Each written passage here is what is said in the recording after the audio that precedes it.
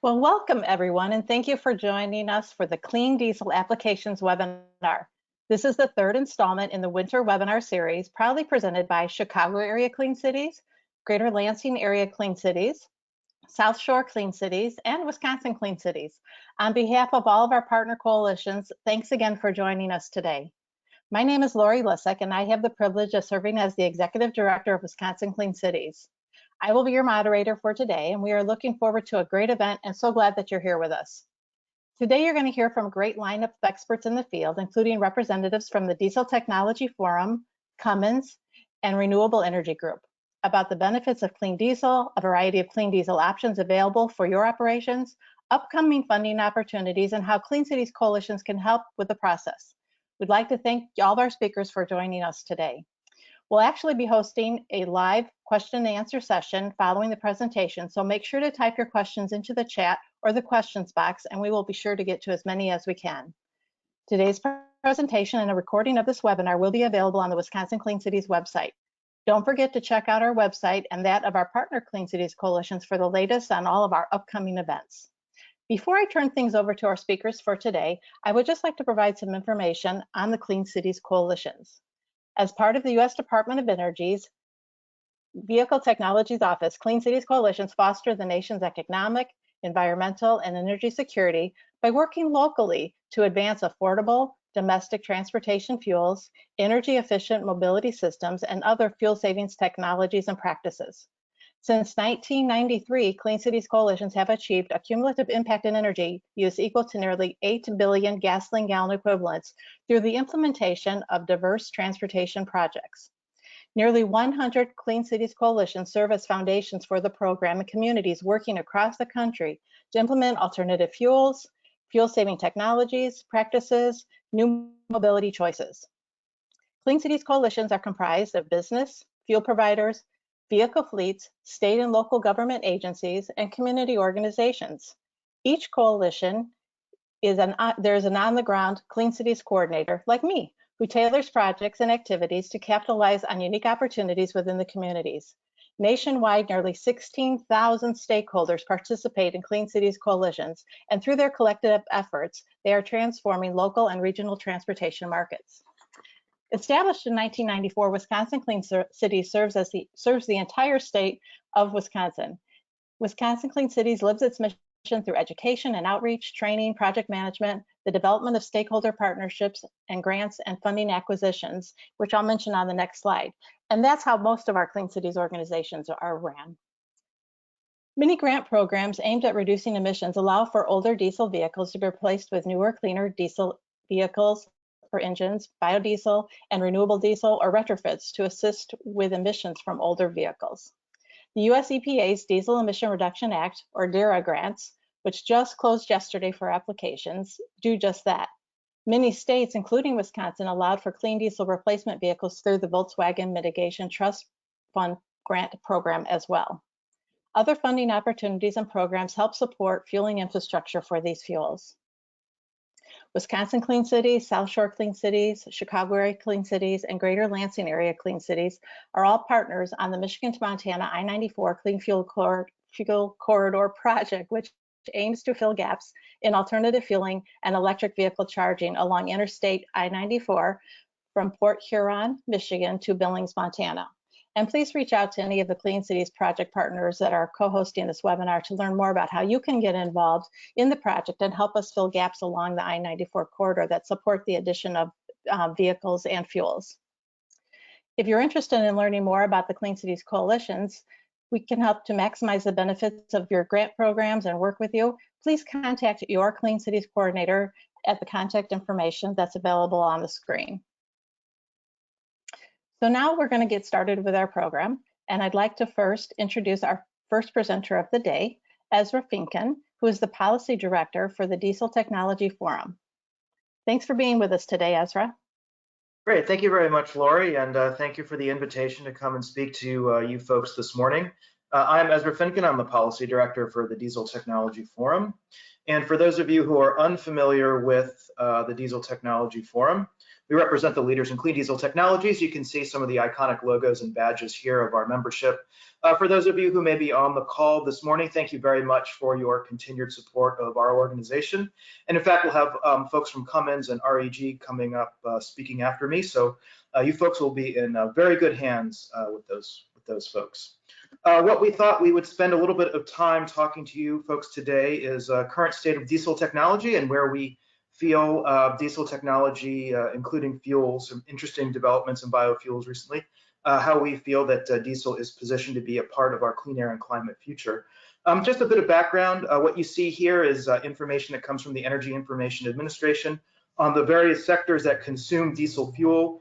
And what you see, I think the big takeaway here is that diesel powers a lot of heavy duty sectors. It is responsible really for moving key sectors of our economy, from trucks, buses, locomotives, variety of off-road equipment. Some of the smaller slivers you see there on the upper right, residential, commercial, industrial oil companies, those are primarily stationary engines and generators. And in the residential component, it's a bit of home heating oil that is considered a variant of diesel fuel. And why does diesel power a lot of these heavy duty off-road sectors? It really comes down to energy density of the fuel. And that's what we tried to distill there in the infographic on the right. I know it's a little hard to read, but essentially diesel fuel is the most energy dense transportation fuel around. So essentially more people and goods can be delivered on a gallon of diesel fuel than other available technology types or fuel types. And it's the diesel engine that's the most efficient way of transferring all that energy density into power. That's why we see diesel powering a lot of these heavy duty applications today. And where are we in terms of diesel's current emissions performance? I think we're today at the near zero world. The chart you see here on the left, this is EPA tailpipe emission standards for a wide variety of applications. I know it's a little hard to read, but we did that on purpose. The idea here is to show that every so many years, EPA requires the tailpipe emissions from a variety of heavy-duty applications, whether it's trucks and buses, railroads, marine vessels, off-road equipment, whether it's NOx, an ozone precursor, or PM, that's fine particle emissions. Every so many years, EPA requires that emissions be ratcheted down. Today, we're truly in that near zero emission space for just about everything in the heavy-duty space. Again, if it's trucks, buses, locomotives, equipment, marine vessels, all the engines manufactured today have to meet a near zero emission standard. And just to provide a little bit of real world example in terms of the benefits that these near zero emission technologies designed to meet those stringent EPA tailpipe emission standards provide, wanted to present a little bit of information on trucks. I know that's the primary focus of the group today, trucks and buses. Anytime you're taking a much older generation truck that's reached its service life or perhaps exceeded its 20-year service life, you replace that with a new clean diesel option sitting on a dealer lot today, you're generating significant benefits. So for example, replacing that 20 some odd year old Class 8 tractor with the new model year 2021 diesel engine, you're generating literally tons of NOx emissions and CO2 emissions and equally impressive reductions in fine particle emissions. And those are generated immediately, the minute that old truck is taken out of service and replaced with the new model year 2021 near zero emissions diesel option. In terms of where these trucks are in service, so as I mentioned, the near zero emission standard required by EPA first was required for model year 2011 trucks. So essentially 10 years, we've been 10 years after the most recent tailpipe emission standard was required of new trucks. And across the country, almost 1 out of every 2 commercial trucks comes with technology to meet that near zero emission standard. But you can see here in the purple in the Midwest, truck fleets in the Midwest are above that national standard, almost 50%, almost 1 out of every 2 trucks comes with that near zero emission solution. In fact, you just beat out the Southwest, also at 49%, but the Midwest just edged out the Southwest by a few fractions of a percent. So hats off to all the fleets in the Midwest that have adopted the latest clean solutions, delivering freight and near zero emissions for the communities where they serve. This information is actually relevant to 2019 vehicles in operation, and just this week we hope to have our hands on some more recent information for fleets in 2020. So we will be going out with that fairly shortly.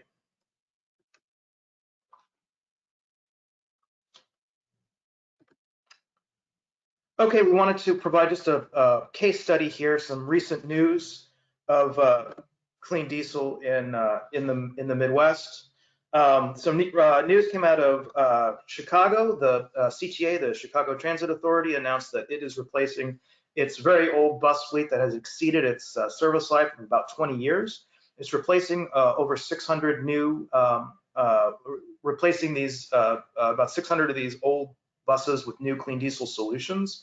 And we know that this will generate significant environmental benefits. So the chart you see in the bottom right, this is emissions quantifier tools that EPA has put together for folks submitting DERA applications. So essentially, anytime you're taking a much older bus and replacing it with either diesel or natural gas or even all electric, you're generating very big environmental benefits. So replacing that model year 2001 bus with the new 2021 diesel bus, you can see that the emissions reductions are substantial, and these benefit communities where these buses serve. The Midwest is a diesel manufacturing hub. So almost 1 million heavy-duty diesel engines were manufactured in 2019. That's the last year for which we have some of this information available. And almost, or just a bit over, 1 out of every 3 heavy-duty diesel engines rolled off an assembly line in the Midwest, and particularly in Indiana, Michigan, and Ohio. And these are engines that are developed to meet that near zero emission standard for both on and off-road applications. We did want to spend just a little bit of time before our time is up here talking about our view of the future and how diesel fits into our climate and clean air future. We do know that when it comes to heavy duty applications, zero emission solutions are definitely planned for the solution. In fact, we see some zero emission solutions in certain smaller truck types available today, and we're aware that those solutions will become available in the future. However, we can do quite a lot with diesel technology, including advanced biofuels today, to reduce emissions. And essentially, if what we emit today in terms of carbon dioxide will be in the atmosphere for centuries, we really do need to think about what we can do in the immediate term to reduce emissions, particularly from heavy-duty applications. And that's really where diesel technology fits in. So first up on our roadmap to the future, so to speak, is closer to zero emissions. We wanted to let the group know that truck and engine manufacturers are supportive of EPA's Cleaner Trucks initiative. This is an effort to develop a further or closer to zero tailpipe standard for NOx, but also PM. I believe that will kick in model year 2024 potentially, and ramps up to model year 2027. Also wanted to let the group know, and then speaking directly to climate benefits here, that 2021 is a big year for trucks, actually. This is the first year for which the more stringent fuel economy standard for commercial vehicles kicks in, the phase 2 fuel economy rule. This is a very stringent rule, somewhat similar to the CAFE standard for cars that requires gradually increasing fuel economy and greenhouse gas reductions. Something similar is now required of commercial vehicles. Over the lifetime of the rule, the 6-year lifetime of the rule there, you can see some of the stats. EPA anticipates over 1 billion tons of CO2 will be reduced, primarily through the introduction of more efficient diesel engines. Yes, there will be alternatives introduced. Certainly, there will be some EVs introduced. Natural gas will continue to be available, but it is expected that more efficient diesel engines will be under the hood of these much more efficient diesel trucks, delivering the majority of these very significant climate benefits. We did want to spend a bit of time talking about biofuels, and I don't want to steal REG's thunder, but there is some really interesting developments in biofuels. We'll speak to the capabilities of the diesel engine, the diesel platform, to operate on these biofuels. Essentially, diesel engines, old and new, can operate on biodiesel and renewable diesel fuel.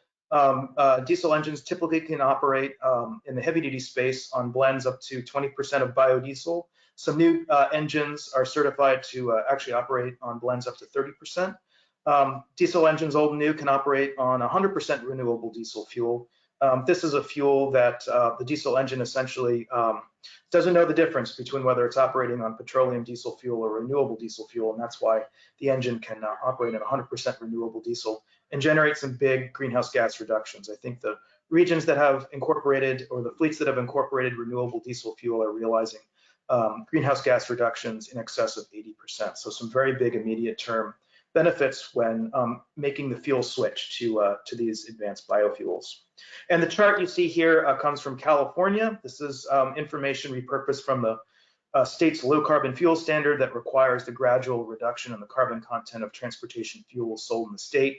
And what you see here is cumulatively since 2011, when the low carbon fuel standard went into effect, you see that it's renewable diesel fuel and biodiesel fuel in California that have delivered the most greenhouse gas reductions from the transportation sector in that state. Just edging out ethanol in 2019, last year for which we have data, and beating the benefits of electrified cars, trucks, and buses by almost 4 to 1. So some very big substantial climate benefits from incorporating advanced biofuels in the diesel platform. And of course, most importantly, from our point of view, it takes the diesel engine to realize these benefits.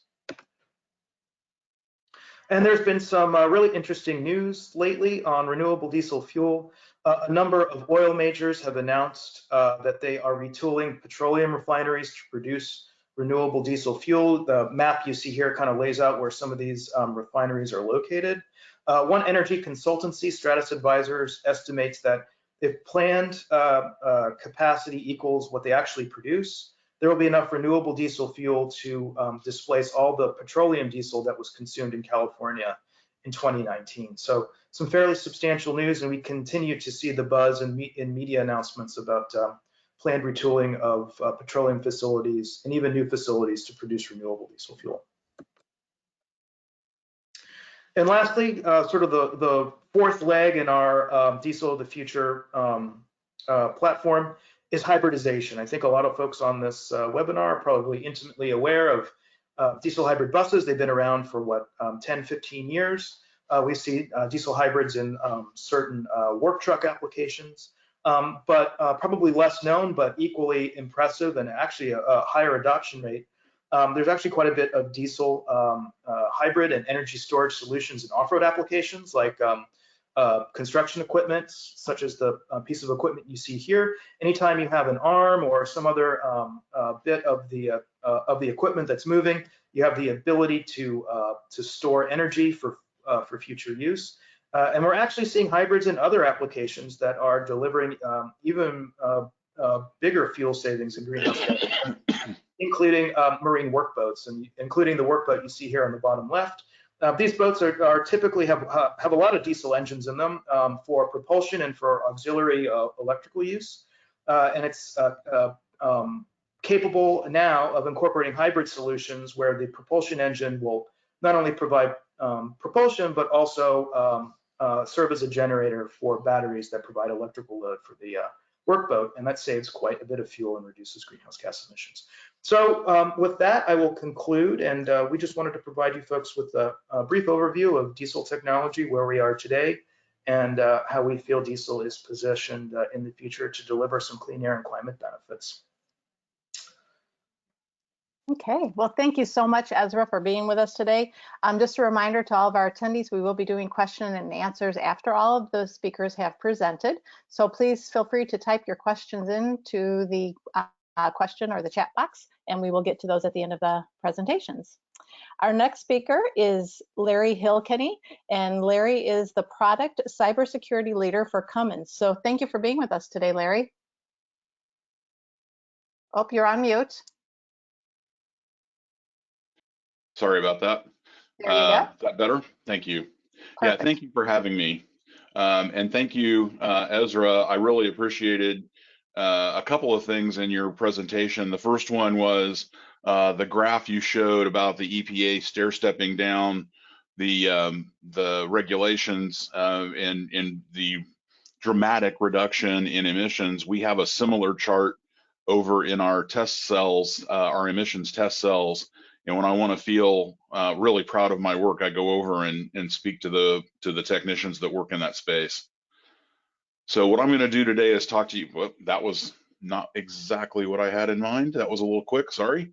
So I'm going to talk to you today about Cummins being the company of fuels of choice, including clean diesel, natural gas, and the electric or the other alternative fuel cell things. And then we will talk at the end with any questions you might have. And in the clean diesel space, so first of all, in the terms of power of choice, at Cummins, we believe very much, as you just heard from Ezra, there is no more dense source of fuel than diesel. However, it is not always the right solution. Even though we have made it clean and we continue to make those improvements, there are other applications where, near zero natural gas, a fully electric solution, hydrogen, other alternative technologies, hybrids, all those kinds of things make sense to us. And the other one, by the way, Ezra, that I wanted to thank you for was the picture of the truck that had the Cummins logo on the side. That is something that we take a lot of pride in, being able to power all kinds of different applications. And we are very proud of the fact that we don't know. I couldn't tell you by looking at that truck whether it had a diesel in it, a natural gas engine, it had some kind of a hybrid combination. It could be any of those. And we have a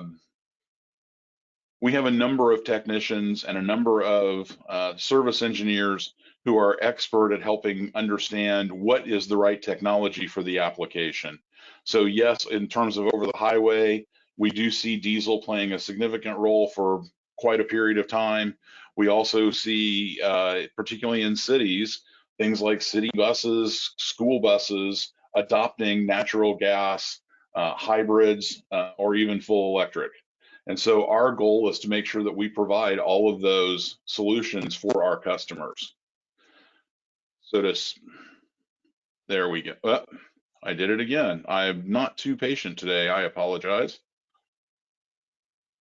So to give you an idea of the amount of emissions reduction, if I look at a 1985 truck, so let's say that this Budweiser truck was a 1985 model, and I were to compare it to what we would have today, all of these trucks put together, these 2021 Budweiser trucks, would have the same emissions output as the single from 1985.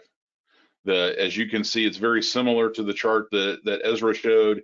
The amount of NOx and PM has dramatically reduced over the past 35 years. And we're continuing to work in this space.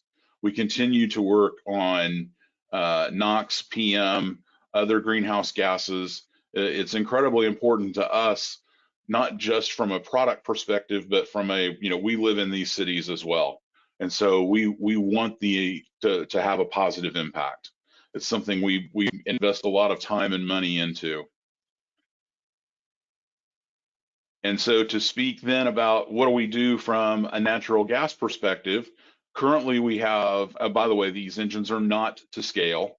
One of my favorite pictures actually has our CTO standing next to a 95 liter, and it's at scale, and it's quite the impressive picture. But so for these, we have the three primary natural gas products currently in the market: a 12 liter, a 9 liter, and the 6.7.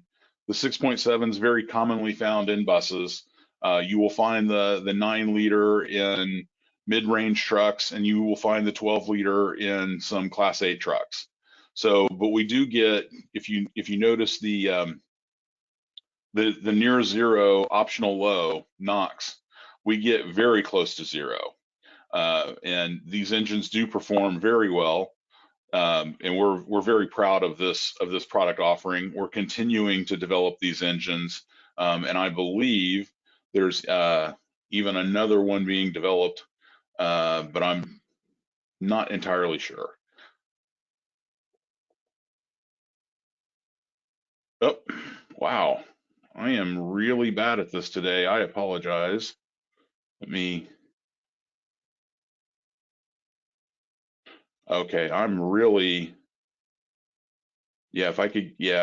if one of the moderators could help me, please. Thank you. So if you look at the bottom, very similar to what Ezra showed, we do offer we've been at this business now. We celebrated our 100-year anniversary 2 years ago. And if you look in the vehicles that are displayed, so the little excavator on the left, that happens to be an all-electric excavator. The delivery truck is an electric delivery truck. The bus in the center is actually hydrogen fuel cell powered. The truck on the gray truck on the right is an electric truck. Actually, yeah, it's an electric truck. And then the yard truck on the furthest right is also an electrically powered truck. This is what, and then this complements obviously our diesel and natural gas capabilities. So our goal is to be the powertrain of choice to provide your customers, your people, with a powertrain of choice. Let's think about what makes the most sense for you and your applications. We can achieve scale. We've done this for 100 years. We know how to mass produce. We know how to build with quality. We know how to support our products. We have a vast distribution network, obviously, and supply and support network. And we partner with groups like yours. We also partner with the Diesel Technology Forum and any other number of OEMs, customers, trade groups. This is how we make a difference in our product. And these are the solutions that we feel very strongly having this power of choice is critical to our success, as well as to promoting a cleaner environment. So, and to that end, one of the other initiatives that we have at Cummins is Planet 2050. So not just our products, but also we want to have a positive impact in terms of water, in terms of air, in terms of energy, and not wasting. So we're trying to burn less fuel even as we test. We're working for carbon neutrality in our facilities and in our operations. So these are things that, like I say, we take very seriously. And I am at the end of my slides. I went quicker than I thought I would. And I look forward to hearing any questions you may have at the end of the webinar today. Okay, well, thank you very much, Larry. Thanks for being with us today and for your presentation. And our final speaker for the day is Mr. Steve Klein, who is the Senior Marketing Manager for Renewable Energy Group. He's going to speak a little bit on his expertise regarding biodiesel. So whenever you're ready, Steve. All right, well, thank you, Lorrie, and thanks for the opportunity to advocate biodiesel on the call here today. So as Lorrie said, I work for Renewable Energy Group. I'm worked out of our home office in central Iowa, Ames, Iowa. And there we go, click on.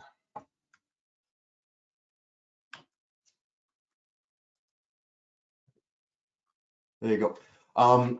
One of the things I want to talk about is I got a couple slides just about REG, Renewable Energy Group, at a glance. So we've been in the business of producing biodiesel for the last 20 years. We are North America's largest producer of biodiesel and one of the largest producers of renewable diesel. We've got a nameplate capacity with our 10 biorefineries in the US of over 500 million gallons. In fact, in 2020, we produced a record high volume of 519 million gallons of biodiesel. So we're pretty excited about that. Our lineup includes biodiesel and renewable diesel, but we also market petroleum diesel and blended fuel. One of the things we really try to focus on and provide to our customers is just really dedicated service from a customer standpoint to technical services. The other slide that I wanted to share was, well, we're very proud of our environmental stewardship at REG, and in 2020 we were recognized by the Corporate Knights as one of their Clean 200 list of publicly traded companies that provide solutions for the planet. So that's one of the things that within REG that is kind of a badge of honor that we take very seriously. So my title was Biodiesel of Today, and the reason why I talked about it, that being that way, is over the last decade, biodiesel has really changed, and I wanted to highlight those changes. So this chart shows the historical biodiesel consumption since 2001, and you can see starting in 2011 a pretty sharp increase in the amount of biodiesel consumed. So in 2007, the Renewable Fuel Standard second legislation was signed. The original one was signed in 2005, but the RFS2 was signed in 2007, and we really started seeing the impact of that legislation in 2011 with the renewable volume obligations impact. And you can see, over the last decade, a very sharp increase in the consumption of biodiesel. Along with that sharp increases in consumption, also obviously to support that was significant increases across the industry in productions, the building of biorefineries, and the inclusion of higher standards as the biodiesel industry took off. One of the questions I get asked quite a bit is, what did the biodiesel consumption in 2020 look like versus 2019 in light of the pandemic and concerns with demand destruction because of less travel?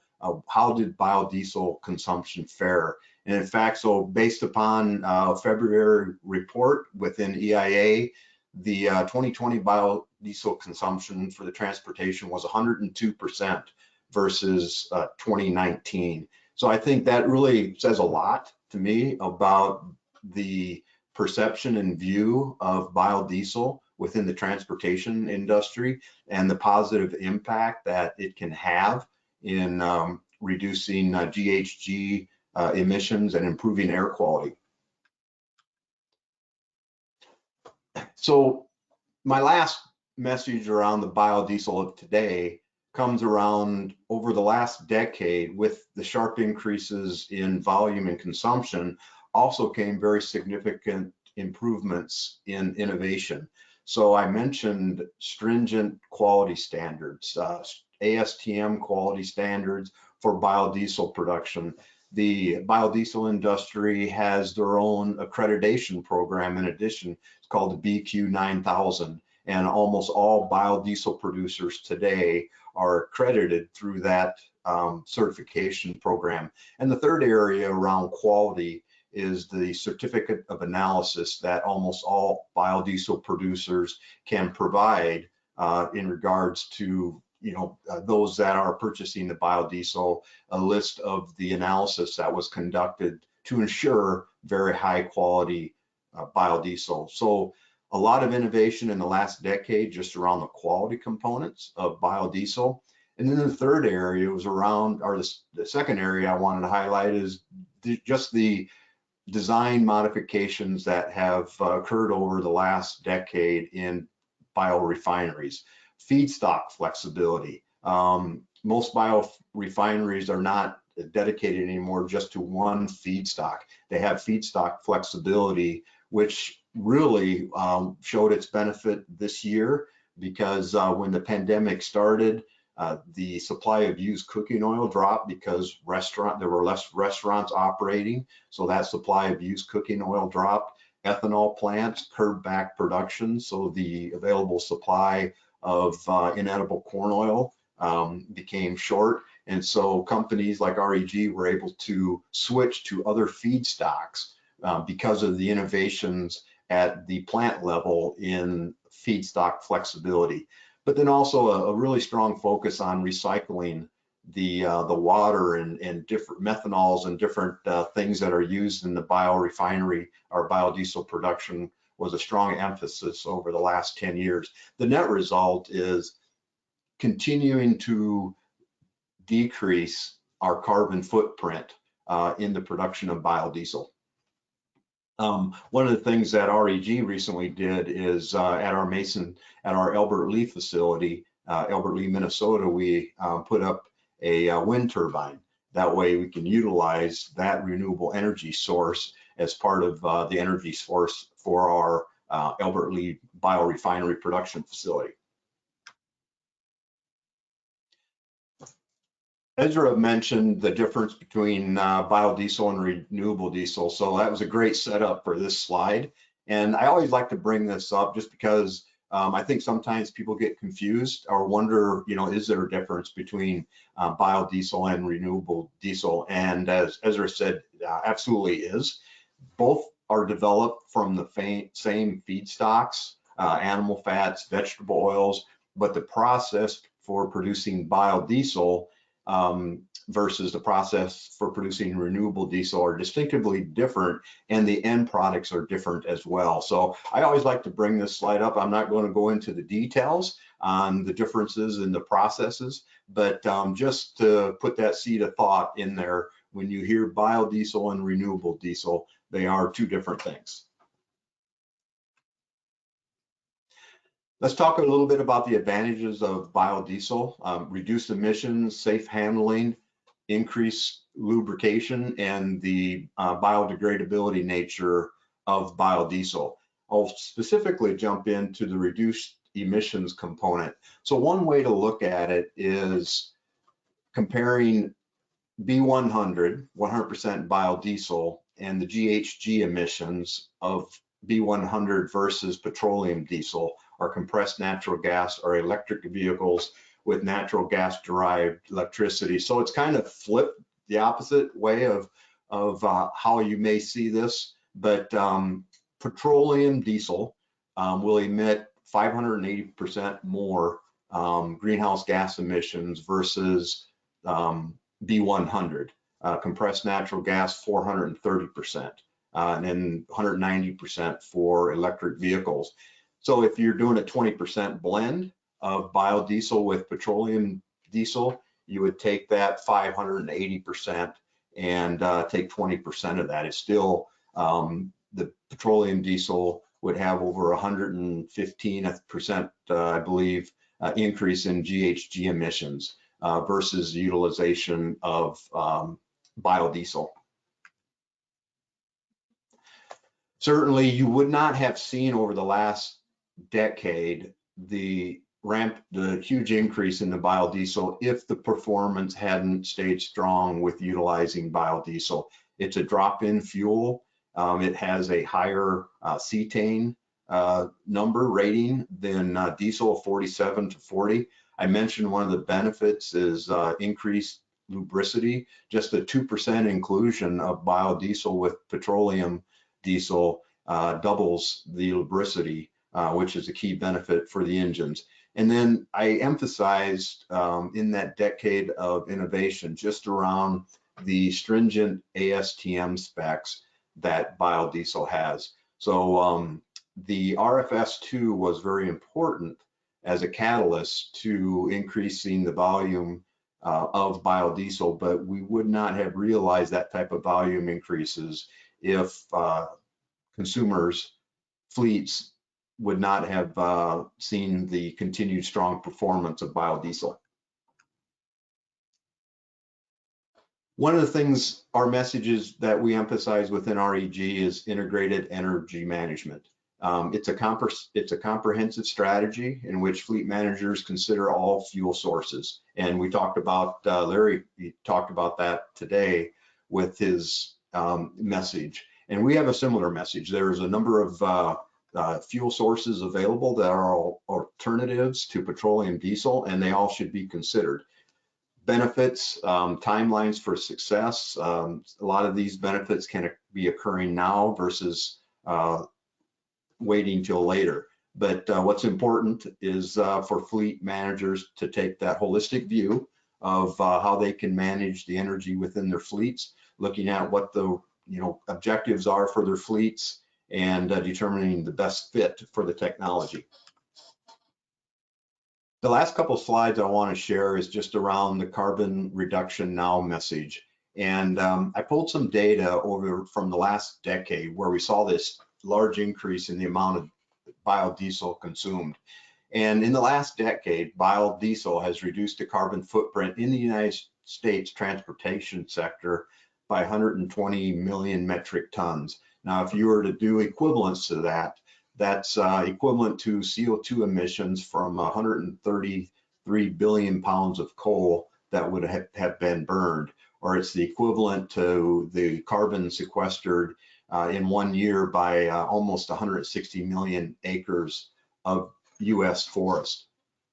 Now, one of the messages is that reducing emissions now has a cumulative effect, leading to greater productions over time.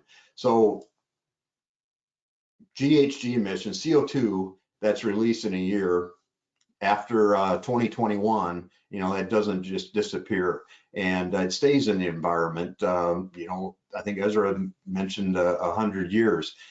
I used, in working with our technical people, just assuming a 10-year half-life of CO2, and that, you know, what would that look like? So if we look back over the last decade of the actual amount of biodiesel consumed and what it saved in CO2 emissions over a 10-year period, assuming a 10-year half-life, the actual reductions over the past decade have been over 450 million metric tons. Basically, one way to look at that is if we would have not adopted biodiesel like we did starting in 2011, we would have an additional 450 million metric tons of CO2 in the atmosphere. So the utilization of biodiesel as part of an integrated energy management system can really has shown the positive impacts now with CO2 reductions, and then as we go forward, the continued use and increase of both biodiesel and renewable diesel will have that cumulative effect that will make the benefits even stronger 5 years from now or a decade from now. So during the next decade is our opportunity to continue our efforts to reduce carbon now. In 2019, CO2 emissions from fossil fuels combustion in the transportation industry was 1.84 billion metric tons. And this is our opportunity through the integrated energy management approach, using multiple energy sources, including biodiesel as a key player in reducing greenhouse gas emissions, to take that 1.84 billion metric tons of CO2 emissions from fossil fuels to a much smaller volume. So last slide is from a biodiesel standpoint, and advocacy of biodiesel as an alternative fuel is a simple step today for a cleaner air tomorrow.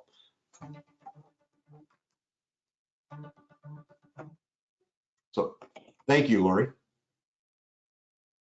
Okay. Thank you, Steve, for that great presentation. At this time, I want to ask all of our presenters to come back on, put your cameras on and your microphones. And we do have a few questions. Anyone else who has questions that they'd like to ask, please feel free to type those questions in the chat, and we'll be happy to get to those, or in the question box. So I think some of this was answered in your presentation, but we'll go ahead and ask that. So as far as COVID, Steve covered a little bit of this in his presentation. How do you see that the COVID continues to impact the industry, but what do you look at as the long-term effects? Is it going to be positive or negative moving forward? Do you have any thoughts on that? Anyone? Yeah, so you know, our view is that with the impact of the pandemic and what people witness as far as you know, less particulate matter, cleaner air throughout the world, you can Google cleaner air impact of COVID, and it really elevated to everybody, you know, the possibilities that can occur with you know, cleaner use of alternative fuels and moving away from fossil fuel usage. So I think from a silver lining standpoint, I think it's very, very much elevated. We're seeing that. I think that's what was one of the drivers of biodiesel consumption in 2020 being 102% of prior year. Okay. Anyone else have anything, thoughts on that? Just a quick sort of 30,000 foot view thought of that. You know, when we saw the first stay-at-home order, I think it was like a year ago, it was like March 11th, 2020. You know, gasoline sales plummeted to historic lows. I think it was the same amount of gasoline consumed in like 1973. It was very, very, very precipitous drop in gasoline consumption. Diesel fuel was moderate. It was, yeah, it was down, but not really in any big way. There are other companies that track truck traffic. Truck traffic really wasn't off. So the benefits that we saw during early COVID was really vehicle miles traveled reduction from passenger vehicles. That was from our point of view, that was the real story. Mm-hmm. And I think the other thing, if you've kept up with some of the automotive news lately, you noticed last year a decline or an anticipated decline in automotive sales and a dramatic increase in consumer electronic sales. And so we saw chip makers shift their lines to the consumer electronics, and now we're experiencing, as an industry, supply chain shortages. And so I think that could have a longer term impact. That's going to be a while for that to reconcile. So I think that could have, you know, fortunately we've been able to produce product, but we know lots of other, you know, the number of the automakers, for example, have shut down plants. And I don't think that's had as much of an impact in the commercial vehicle space as it has necessarily in passenger car, but that's another place where you could see some longer term effects potentially. Mm-hmm. Sure.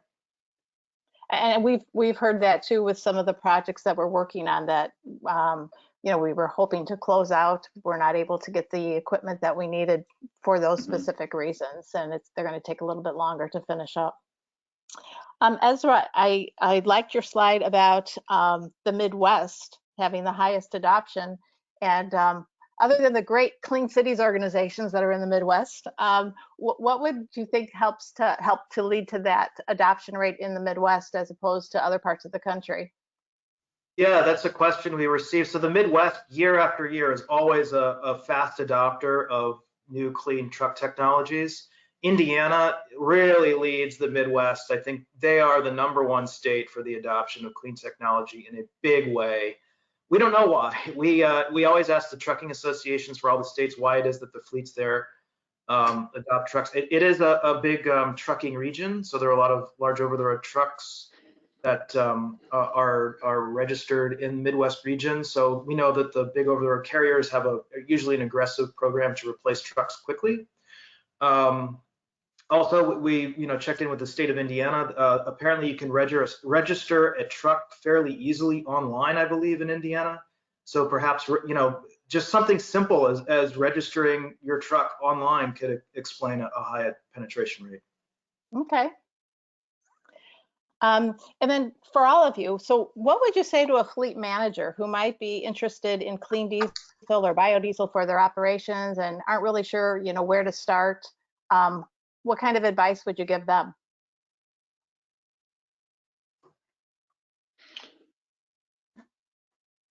I think, in my case, I have a motivated self-interest here.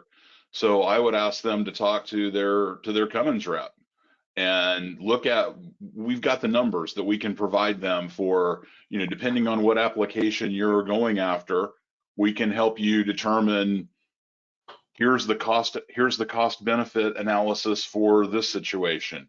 Here's the, if you're looking at clean diesel and you're trying to go, nationwide, or if you're doing locals, we can help you understand what those costs are. We can help you understand what those benefits are.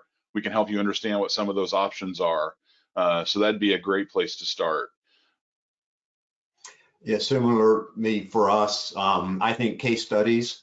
If I was a fleet manager and looking into utilization of alternative fuels in my fleet, I would look for case studies.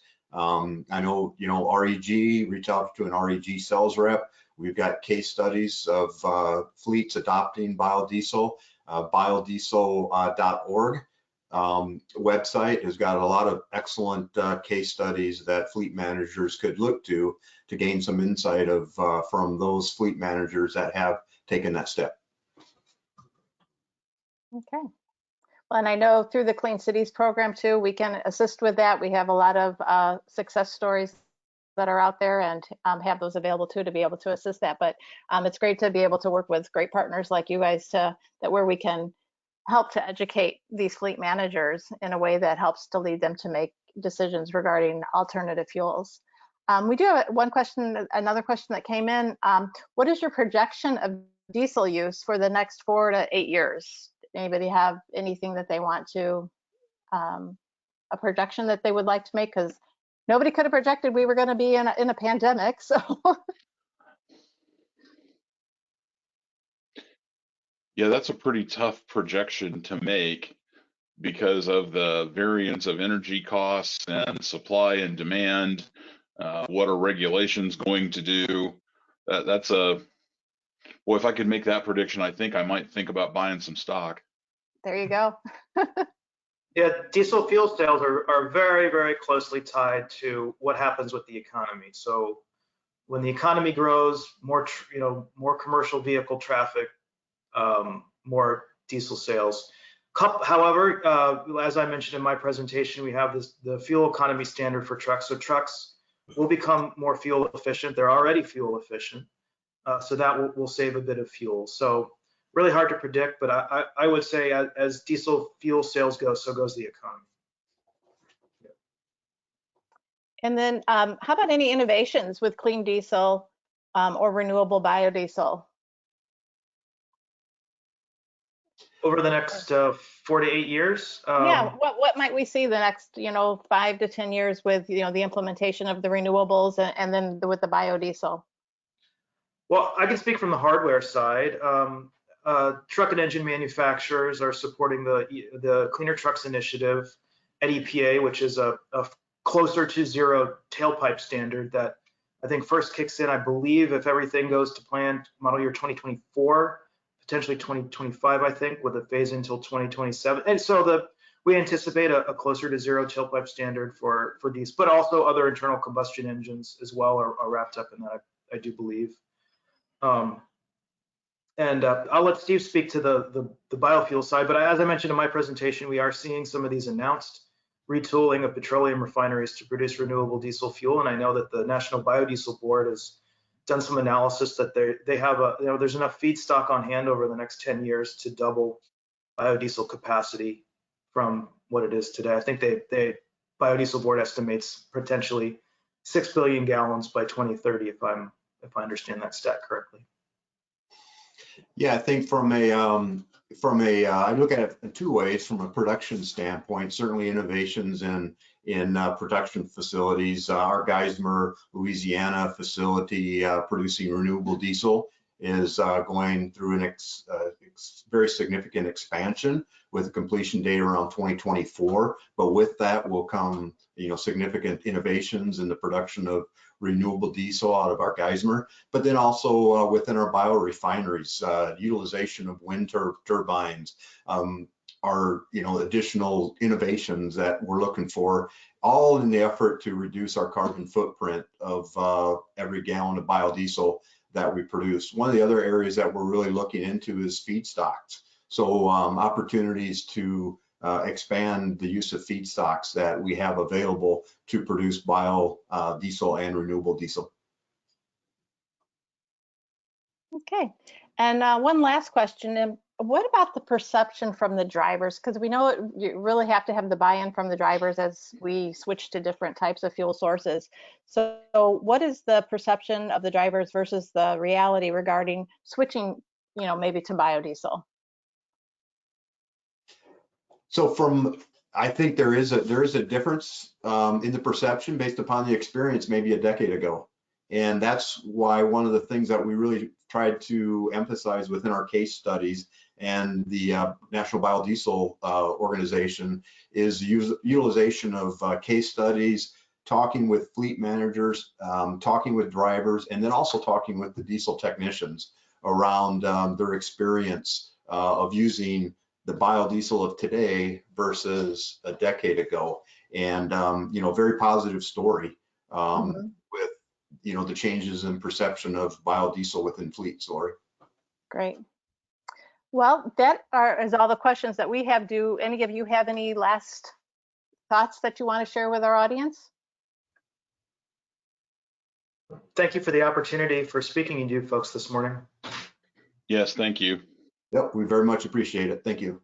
Well, we thank all of you for being with us today and for sharing your expertise on this.